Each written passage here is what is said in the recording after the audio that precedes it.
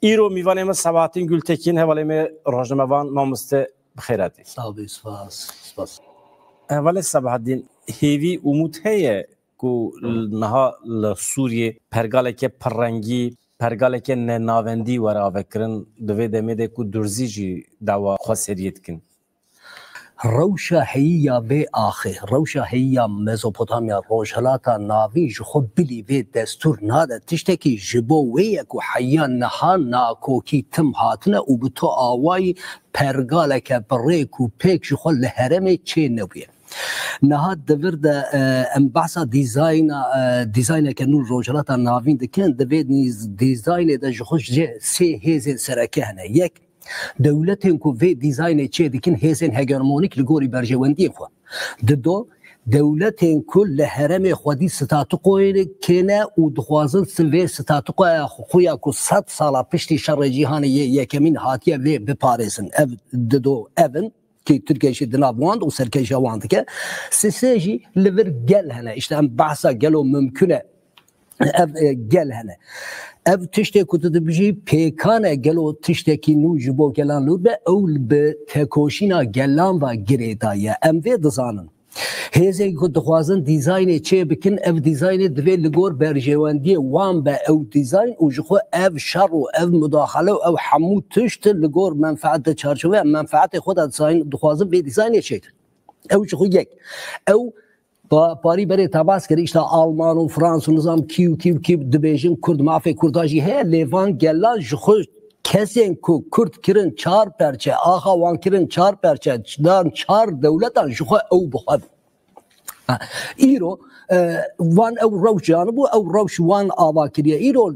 جو بوکو تجروجلاتا ناوین دا بحثا ورا کرن انتخو وقت تشتكي كس بيشن حقي كرداشي هي او تكوشينات لغور هيزات لغور تكوشينات هكت تكوشينات هبه هكت بتكوشينا خو هيزك ابا كربه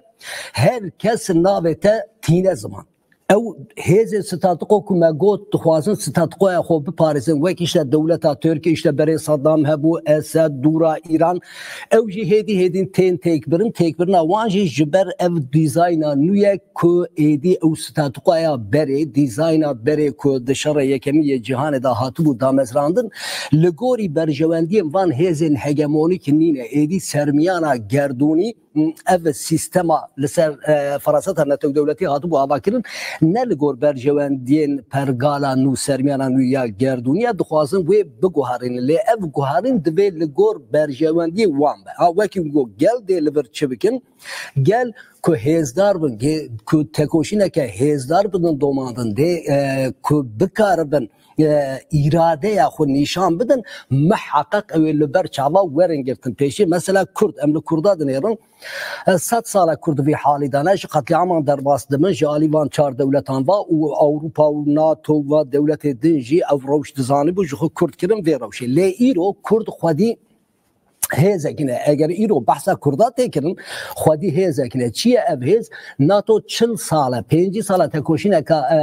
آزادی دست بکریه و 40 ساله و بشار در باس بیه ناتو به همو هزا خو او دولت او کردن بره تناوی واندا وان آلیکاری بپشکری و آلیکاری همو تکنیک شر همو هزا وانا آبوری 40 سالن خواستن کو و تکوشینه و تفگر آزادی جو ارده را بکن کردات دیسا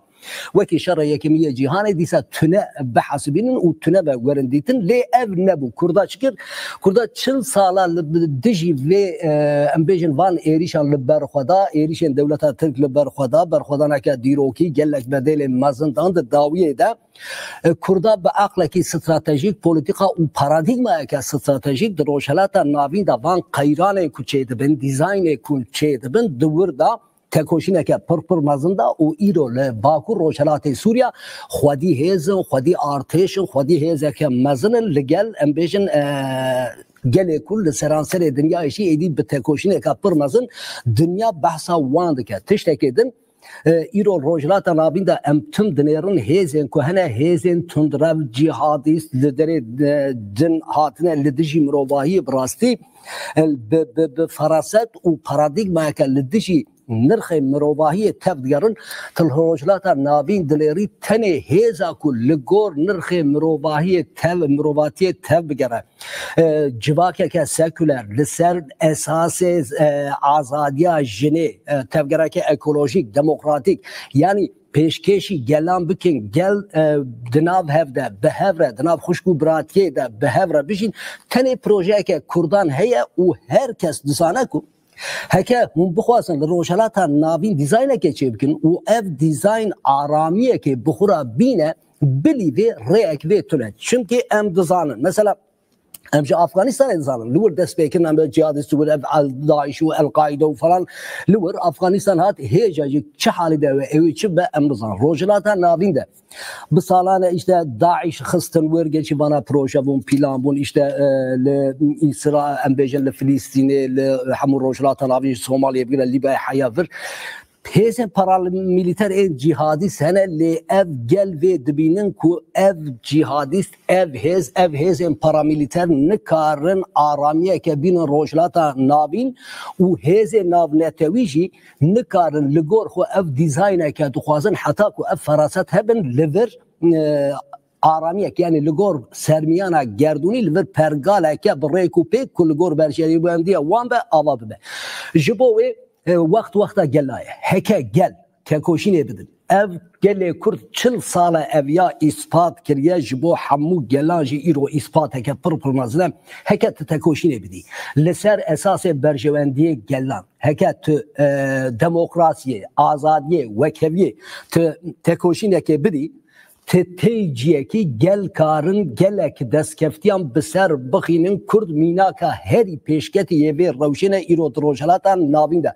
کردن کو کسی بحثا وان ندکر ناوی وان تو نبو و نجندیتی و دهاتن کدوی دیزاین نودجی هکه نه تکوشینا کردان بیا او تکوشینا نتوی نبیا او تکوشینا آزادی نبیا کرد ایرو دیسا لبر چوان ندهاتن گرتن و لبر لگور برجواندی خوبان هیس کستاتقوی هرمی دو پاریزن و هیسین گردونی اول گور خود پلانو برجوان پروژه خو بخستانا ری پک بینه لی دبینن کو ایران نکوش کرد حس کم نکوش işte کرد هلا 30 میلیون 40 میلیون معفی وانشی هی اف تشته والا نه چون کم زمان تکلیه ناونتوی ده دوستانی تونه تنه برجواندی هنه هک ایرو بحثا کرد تکرین اف تکوشینا کردایا کو به بدل پر مزن هاتیه داین تنه مثلا بدل کل دجی داعش هات داین تنه لکوبان 10000 جوان کردان کچو خورده کردان لدجی داعش لدجی وان چتین هوف زیده ده حسارا جیارا خوش دستا شهید بود یعنی ایرو کو بحثا کردا تکرین تکوشینا کردای دوگو کی گوتنا داوی هک ام دخوازن گل روجلاتا نابینجی سوریه جی تبع اسکر ماموستا جی اسکر درزی هنه خاشباره زنه خریستیان هنه امبیجن سوریان هنه گلندن هنه هک دخوازن سوریه که آرام دا بشی روجا به جیانه که آزاد دا بشی جیانه که وکهف دا بشین دوی تکوشینه لپیش بخن اف تنه به تکوشینه تبدس خصن بی تکوشینه تو کس تو معفکی ده تبسیه زیرنده ناده کسی کرد مینا که هری بر بچاون جخو ایریش لدجی کردا او بلکی او که دا بکن گلو چما لدجی وان ایریش نه او دنگ خوش ناکن پاری بری حوالا ما بحث کرد دیجله دولت به طیران خو ایریش پرا قرا قوساخت که به چته خو ایریش که دولت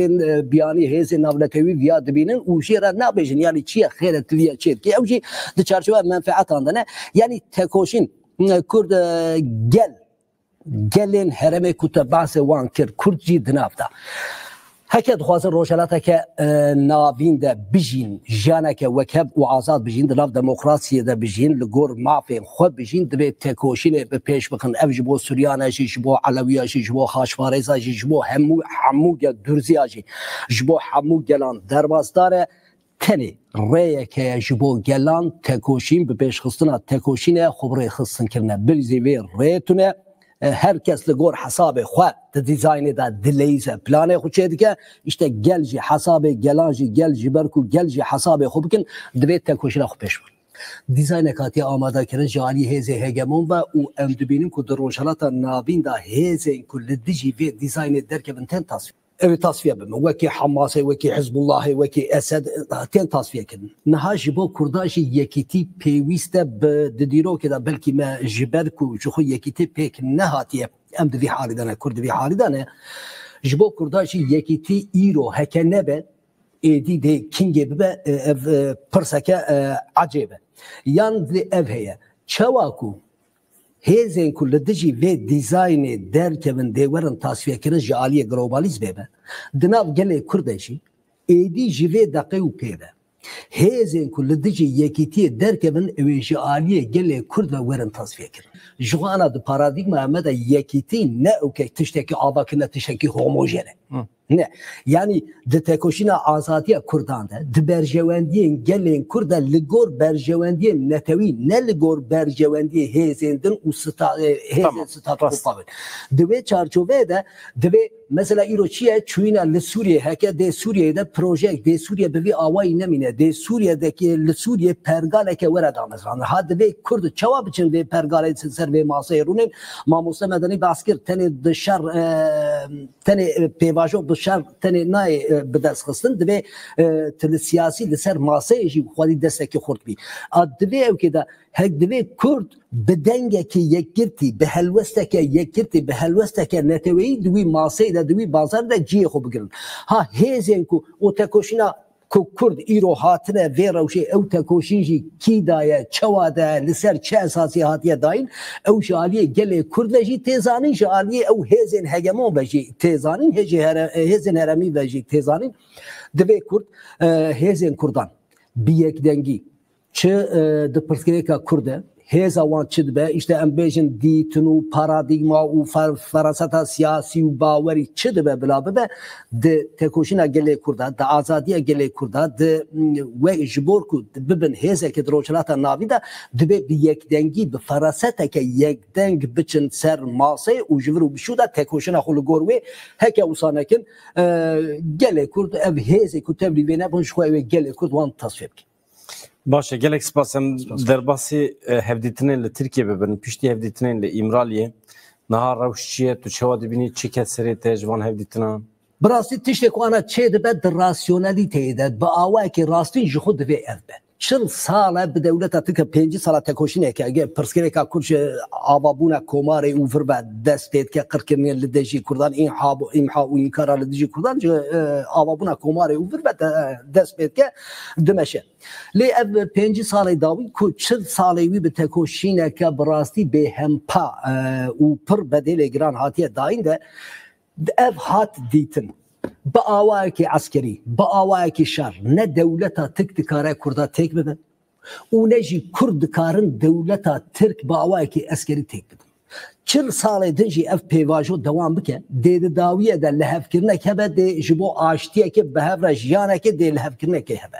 تشتک آنا تنکرن هکه براستی و بصامیمیت بی برجواندی بی امبیجن لیستو که قلی رو تشتیندن تشتا هری راسته که دوی ببه لی امر دیروگا دولتا ترتنیرن بریا به پیواجو اکدم در باسکت نوبرا 2013 2000 ام بیج 11 و 2015 ده گمان هله گمان پر گمان گله کرد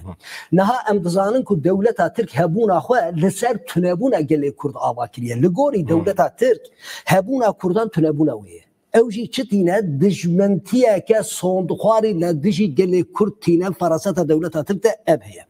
ليه دولة تلك ايدي هاتيه وين مرحله دزانك وشرط مرجك واميرو بحث سوريا كن بحث روجلاتا نابين كن بحث ديزاينا كن نو يا جهان دكن ايدي تركيا شي نكاره بفي اواي بدومه چما ابشر چم سالان جاليه آبوري جاليه سياسي جاليه دبلوماتيك جاليه جباتي و تركيا تكبر Türkiye İrod'una krize ke abori siyasi ucvati de o edi brasti nikare vi şerri bide domandı. Kurd cihatın asteke. Çi bu derde kurda? Kurd nave kurda tüne bu. Ne de nave wan tüne bu. İro nave xol dünyayı buna ambijin nave xol kine buna hezeke droşalata navinda İro ku dizayna ke çeke nave kurda muhakkak de kurda bigre hesap. Debe çarçoveda.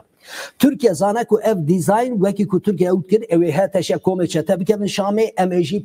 hamitiya wan biken pişti bido evji gori meta bigen. Le medik ku sanabe. Ev ku ev plan çekirne ne şame ne Suriye'ye şu Türkiye'nin nahelin utişteki nadım çima em dibini veki minak jolani yekemi çarço Arabistan'ı çünkü pare. jibo colani yani ev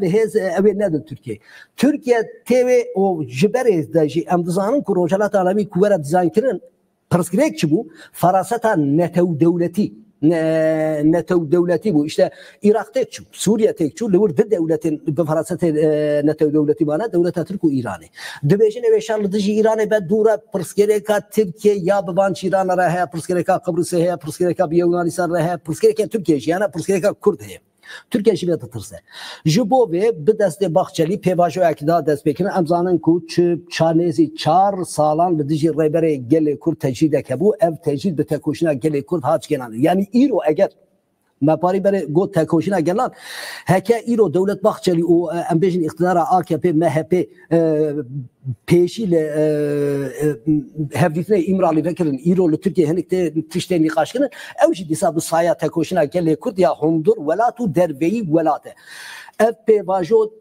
li gorî min ew wekî zêde dirêj nekim hevala jî wekî dewkê wîne yek heke samîmî bin lehevkirneke mazin aştiyeke gelan li rojalata navîn ew tiştê pir baş pêk werin û em dizanin ku rêber Öcalan serokê gelê Kurd divî warî de paradigmaya ku danî çi gotiye beriya 15 sala 20 sala îro yek bike derdkevin holê kare viya ji xwe ew jî dibêje ez xwedî hêza teorîk û pratikim ku vê pirskekê çareser bikin. Lê tişekî din heye gelo dewleta Tirk em dewleta Tirk zanin di navbera 2011-2015 de gava bi Kurdara pêvajoya çareseriyê hebû dewleta Tirk di pişt de bi Daişê re bazarî dikirin û Daeş berê Daişê da Kurdan. İro dîsa çi kirin binêrin. Dewlet Baxçelî de işte yani pêncî nesî dimeh berê ev got Erdoğan heya nika sekinî dengê xwe de nekir. Çima haya wî plana Sûriyeyê hebû. Ew ê wî bikin, ew ê çete Şamê têk bibin, ez ê wan çeta li dijî Kurda pêk bînim hewceyiya min bi aştiyeke bi Kurda re tune. Lê Erdoğan jî ev pêvajo ji bê wê wisa dirêj kir Erdoğan heta nika jî hêjî benda wê ye Erdoğan heya niha dengê xwe jî dernexistiye Baxçelî hin tişta dike Baxçeliyan zanim MHP Gladioya NATO'ya ew jî talûkeyê dibîne. Ha ew keke din heye Erdoğan dê niha pirsgirêka Kurd çareser bibe ew Tirkiye bibe welateke demokratik. Du welateke demokratik de Erdoğan û îro pergala Erdoğan kare li Tirkiye bisekine nikare û gelekî qirêjiyê wan li Tirkiye hene ji vê de ditirsin. Ha eger tenê ji bo berjewendiyên xwe yê iqtidarê ji ber ku lê iqtidarê bimînin em vî îşî dikin ev naçesinî. Lê heke bi rastî talûke dibînin ku talûkeke pir mezin ji bo wan jî heye eger talûke dibînin û bi Kurdara ew aştiyekê çêkin pêvajo ew bi ser bikeve lê dibir de jî wekî ku me got tenê yek tiştê tekoşîna gelê Kurd heke tu xwedî hêz bî tu karî li her derê gotina xwe bibêjî û hinika bikişînî ser maseyê bikişînî xetê li heke hêz bî heke hêza te tune be ev nabe Kurd heda îro bi hêza xwe hatine vir ji vir û bişû de yani Kurd ji şer re jî çiqa amade ne gere ew qa ji aştiyê re jî amade bin çiqa ji aştiyê re yani çiqa tekoşîna şer didin ve ew qa tekoşîna aştiyê zî bidin ji bo wê ye Kurd bi qasî tekoşîna şer îro çawa li bendava tişrînê berxwedaneke li heremên parasî ên medya berxwedaneke dîrokî destanî tê dayîn divê ji bo aştiyê jî berxwedaneke dîrokî destanî were dayîn ne hem ji bo aştî hem ji bo şer ji bo wê me got yani çûyîne ew ke dibe ku planê Erdoğanê din hebin ji bo iqtidara xwe be ji bo hinek di pişta hinek lîstok mîstok hebin lê çi dibe bila bibe lîstok be jî pêvajoyek dest pê kiriye em ê ji ber ku vê gelê Kurd siyaseta Kurda ji bo ku ev pêvajo bi aştiyê biqede dibe bi qasî tekoşîna şer ji bo aştiyê tekoşînê bidin ha nebe têda lîstok hene plan hene proje hene ji xwe aliyê din jî em şerê xwe didomîn ji bo wê ez aliyekî bihêvîme lê heke Erdoğan û dewleta Tirk bibînin ku sibê rewşeke din li rojalata navîn pêk tê û ew bikaribin wê li dijî Kurda wek firsand bikar bibînin karin serê sibê jî helwesta xwe biguherînin Erdoğan piştî ew gotibû çi Baxçe dolma Baxçe gotibû haya mijê tune bu halbuki yani karin viya bikin mesele eve ji bo aştiyê jî sadî sad tekoşîn ji bo şer jî sadî sad tekoşîn Kurd ji her diyara jî dibe amade bin rewş bi kuva biçe ew tekoşîn lazım yani tedbir lazım ji bo aştiyê حتی داوی جبو شارجی حتی دا ev tedbir sadîsa da çünkü taluket pira kaose de kaose de ev herkes gor berjevendiye xwe rewşeka kaose heye ji bo derketina ji vê kaose dibe te xwedî plan bî xwedî proje bî xwedî îrade bî û ji bo her tiştî jî xwedî hêzeke îradeyeke tekoşîrê bî ew jî hem bi serokatiya Kurda de hem bi paradîmaya Kurda de hem bi gelê Kurd re heye. Ev pêvajon Erdoğan ji bo çi hatibû serkar ji bo îmha û yanî bidawîkirina qirkirina gelê Kurd pirskekê hemû dewlet tesîmê Erdoğan kirin li ser vê esasî lê dawiyê de bi ser neket. Tabî dibê navberê de Erdoğan ji xwe re saltanateke çêkir dibin ji ber ku gotineke dibên şêx napfirre mirîd şêxê difirînin. Erdoğan bû sultan lê li dora ji ber ku dibin sultaniya wî de xalîfet çêbûn. Türkiye bu devleteke çeteyan. Likeri li ser dünyaya baroneke tiryake hebu çeteyin ku bültenin sorle da hemû hatin Türkiye. Çi bu? Erdoğan Türkiye de şerri li dijî Kurda da Türkiye dijiye ki osa ku nikar bu vî şerri finanse bike. Ji ber ku ji bo şerrekî qirêj finanseyeke qirêj lazım. Erdoğan ji ber ku vê finansmanê ew bike ew hemû çete mete li Türkiye kom kirin û di vir de jî çeteyên girêdayê xwe wekî Sadat û wekî di nav dewletê de yanî dadgerî bû çete, tenduristî bû çete, perwerdeyî bû çete, herkes polîs bû çete, herkes çeteyek çêkirine. Ew çete Erdoğan li jor hiştin yanî hevû di simbiyotik evkeke simbiyotik wan da hevû du dêlin. Şimdi nika Erdoğan divî evkî de li Türkiye tiştê ku pêk nehatibin kirine. Erdoğan suçdar e yek. Niha tiştek tu vêjî ez mesela fikrê min ê takê kesî. Erdoğan vê pêvajoyê naxwaze. Çima naxwaze? Türkiye be Türkiye'ke demokratik. Türkiye be Türkiye'ke demokratik. Erdoğan o ev oligarka li dor wî nikarin li Türkiye bijî. Ha merv kare vîya jî bêje. Dewlet hatib dewleteke wisanin wekî ziya hişdiyayek û têşkê xwe bixwe. Menderes îdam kirin, Özal'dan kuştin, Eşref dîgil. Karin Erdoğan jî tasfiye bikin. Merv kare wî jî bêje. Lê Erdoğan birastî Erdoğan û ev pergala xwe ku ava kiriye li Tirkiye birastî wisa zû bi zû ji berjewendiyê xwe ew ê dev ber nede. Ev pirskeka Erdoğan me got MHP bi destê MHP çi ye? MHP hêza Gladio ya di navbera Tirkiye'de. Ha te pirskir Erdoğan li gor min ev tenê ev nîne ev Erdoğan yanî hêza Gladio ev di çarçoveya dîzayna navnetewî de ji Baxçelî re gotin ku tiyê pêşengiya vê bikî. Niha heke ev pêvajo bi ser bikene. Me goya Türk yani 40 salê din jî em şer bikin di dawiyê de ew ê maseyeke levkirê rûne yani ku em tune nebûn û yani tu fikrî eger tenê dewlet hebe hêvî zêdetir dibe. Na zêdetir ciddiyeta dewletê çawa heke hêzê navnetewî û hevalê bedran ez vê ew dikim. Heke tekoşîna Kurda bi vî awayî dewam bike. Mesela Erdoğan çi dikir? Erdoğan anası bê. Heke ev pêvajo Erdoğanê